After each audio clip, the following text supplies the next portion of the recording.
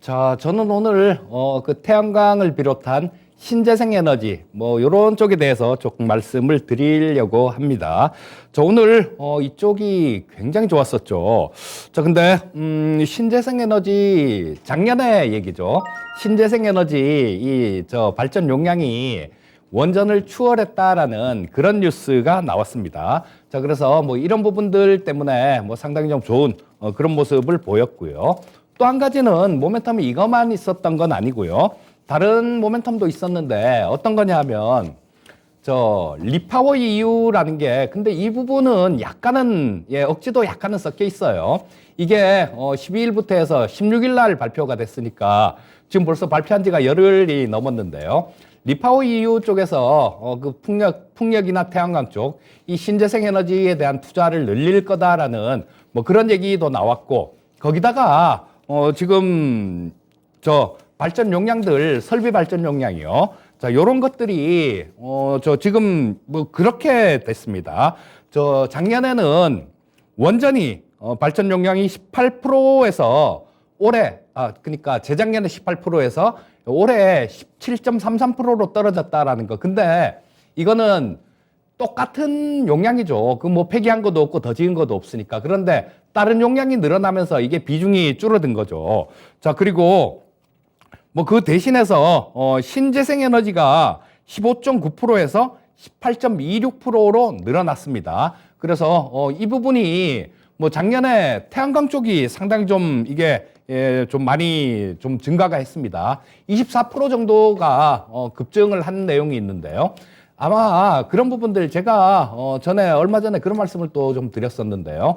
풍력 같은 경우는 여러 가지로 또 제약도 훨씬 더 큰 그런 부분들이 있는데 태양광은 상대적으로 조금 쉽다라는 그런 장점이 있습니다. 빨리 하기가 쉽습니다라는 말씀을 드렸는데요.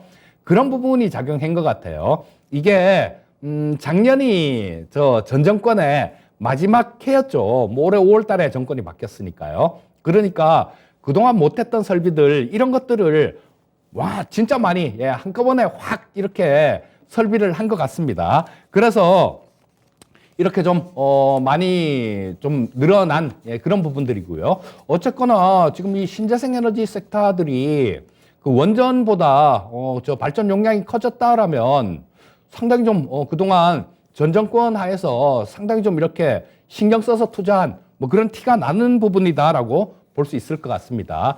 자, 근데 이런 통계 자료가 나왔으니까 이제 정권이 바뀐 현 정부에서는 어떨까요? 조금 기분 나쁠 수도 있을 것 같아요. 그래서 지금 현 정부 같은 경우는 이 원전 확대 정책이죠. 자, 그래서 지금 저 윤석열 대통령께서 저 때가 지금 후보 시절입니다. 사진 나오는 게 후보 시절인데 그때 저기 원전에 직접 갔었어요. 방문을 해서 뭐 그때 찍은 사진이 있길래 제가 캡처를 해왔는데요. 자, 뭐 대선 공약에 신한울 3, 4호기 자, 요거를 뭐 조속하게 재개를 한다라는 그런 얘기를 했고 또 실제로 저 정권이 바뀌고 난 다음에 또 저런 부분에 대해서 빨리 하겠다라는 그런 기사들도 뜨고 그랬습니다. 그러니까 저쪽은 아마 공사가 최대한 빨리 뭐 이렇게 진행이 되지 않을까 싶은 생각이 들고요. 또 2030년까지 원전을 10기를 수출하는 것을 목표로 한다라는 그런 계획을 세워놓고 있으니까 뭐 이런 부분들이 상당히 좀 지금 그렇잖아요. 전 정권에서 밀었던 거 이런 것들이 내가 지금 밀고 있는 거 이거보다도 용량이 커? 그러면 빨리 그냥 뒤집자라는 그런 생각을 하기가 쉬울 것 같아요. 그래서 이쪽에는 상당히 좀 강하게 뭐 이렇게 푸시할 가능성이 많다라고 볼 수 있을 거고요. 또 지금 원전도 저렇게 늘었는데 우리 해상 풍력 같은 경우는 지금 인수위 시절에 속도 조절이 필요하다라는 그런 얘기를 했었어요. 근데 이런 부분들은 우리나라 얘기죠. 우리나라 얘기니까 그 해외 쪽에 조금 비중이 큰 그런 풍력, 해상 풍력하고 관련된 업체들 뭐 이런 것들은 당장은 뭐 조금 왔다 갔다 할 겁니다. 아무래도 국내적으로 모멘텀이 있고 이슈가 있어야 좀 빨리 움직일 텐데 자, 뭐 그런 부분들이 없기 때문에 조금은 당장은 답답한 모습이겠지만 아마 뭐 한 1, 2년 정도 있으면 지금 해상 풍력하고 관련된 종목군들 이런 것도 상당히 좀 좋을 거다라는 생각입니다. 그래서 종목들을 조금 보면요. 자, 현대에너지 솔루션이라는 종목을 먼저 보면, 그쵸? 요거는 이때 추천을 해드렸던 종목이에요. 자, 뭐 이때 어디쯤이었던 것 같아요. 저 추천한 매수가를 보니까 22,700원인가 그랬었어요. 매수가가 22,700원인가 그랬었는데, 뭐 며칠 전에 이 리뷰를 한번 또 해드렸었는데, 지금 오늘 또 마찬가지로 13% 정도 급등하는 모습이 나왔습니다. 자, 이거는 지금 뭐 전에 기업 내용들은 제가 추천할 때도 충분히 말씀을 드렸고, 얼마 전에도 말씀을 드렸으니까 조금 생략을 하기로 하고요. 자, 지금 현재 상태에서는 단기간에 좀 많이 올랐죠. 단기간에 뭐 이게 22,000원대에서 뭐 33,000원까지 그냥 급등을 해버렸으니까 단기간에 올라온 거는 조금 부담이 된다라고 그렇게 볼 수 있을 것 같아요. 그러니까 지금 이제 새로 신규로 매수를 하고 싶은 분들 같은 경우는 조금 좀 기다렸다가 충분히 조정받는 모습들, 이런 모습들이 나오면 그때 매수를 하시는 게 좋을 것 같고요. 자, 일단 보유하고 계신 분들 같은 경우는 이거 전에 뭐 2만 원대 초반 이런 데서 매수하신 분들 같은 경우는 이거 싸게 산 사람들의 특권입니다. 조금 흔들어도 일단 뭐 그렇게 크게 흔들리지 않을 수 있을 거예요.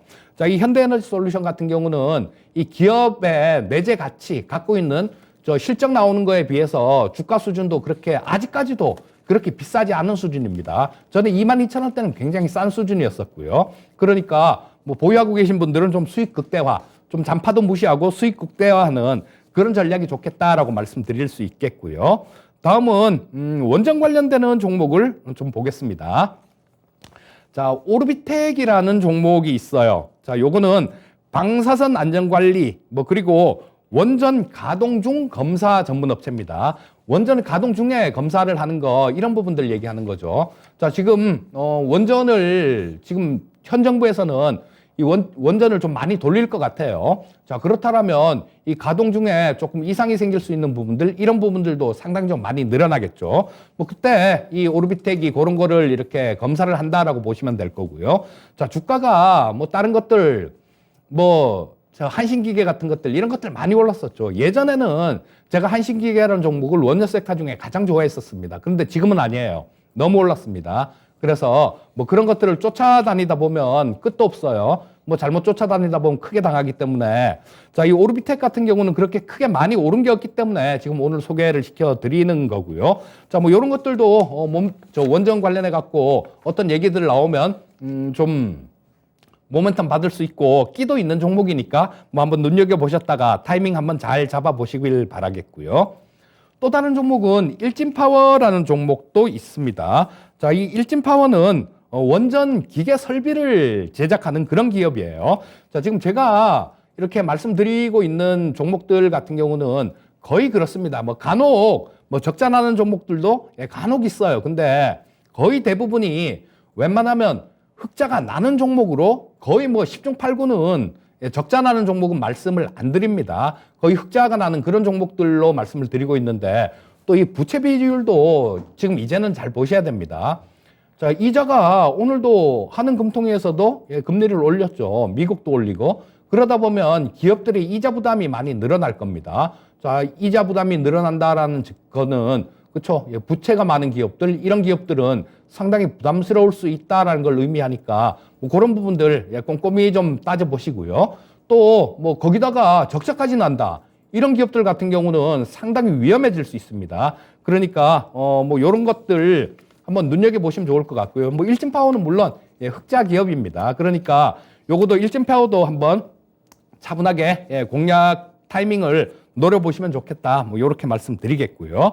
자, 뭐 이쪽에서 저 탑픽은 오늘 저거를 풍력 쪽을 한 종목을 조금 말씀드릴게요. 자, 우리 풍력 쪽에 아까 좀 말씀을 드렸었는데 그 대표적인 종목이 CS 윈드죠.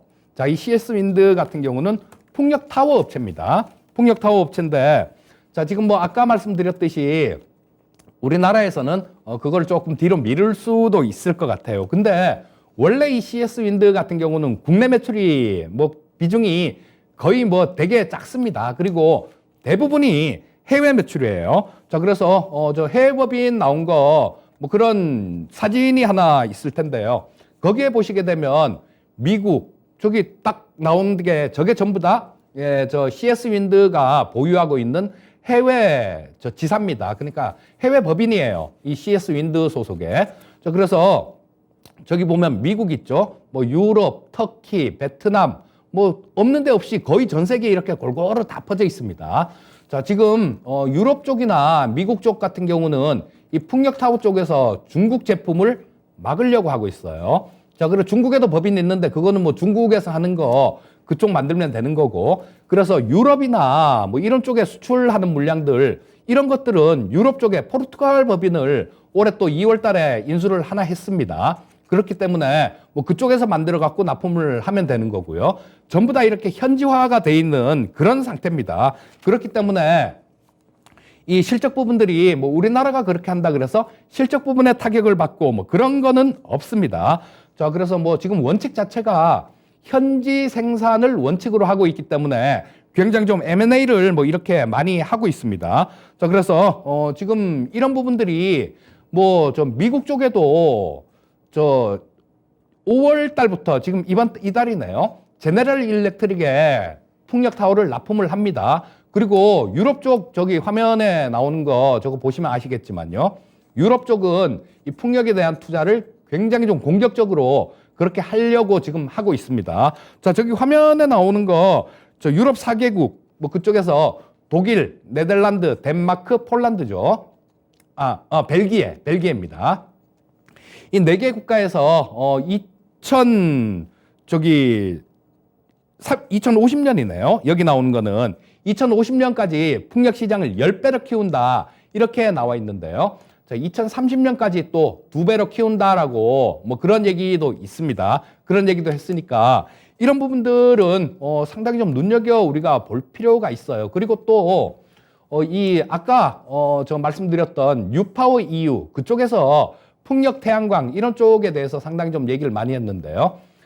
태양광 같은 경우는 저 2029년도까지 새로 짓는 건물이요. 신규 건물들 이런 쪽에는 뭐 설치를 의무화하는 그런 방안까지도 지금 추진 중입니다. 그래서 우리나라 같은 경우는 이 신재생 에너지 투자에 대한 그런 부분들이 약간 시들할 수도 있지만요. 저 해외 쪽 같은 경우는 더 거세지고 있습니다. 왜? 러시아 때문에. 지금 푸틴이 굉장히 좀 이 사고를 좀 크게 쳐놓은 게 있어서 아마 지금 유가가 굉장히 좀 급등하고 있는 그런 상태죠. 그래서 저기서 빨리 벗어나고 싶을 겁니다. 그렇다면 저쪽에 많이 투자하는 수밖에 없어요. 자, 이런 부분들 기억해 두시고 오늘 말씀드렸던 종목군들 뭐 이런 것들을 한번 차분히 보시면 좋겠다. 이렇게 말씀드리겠습니다.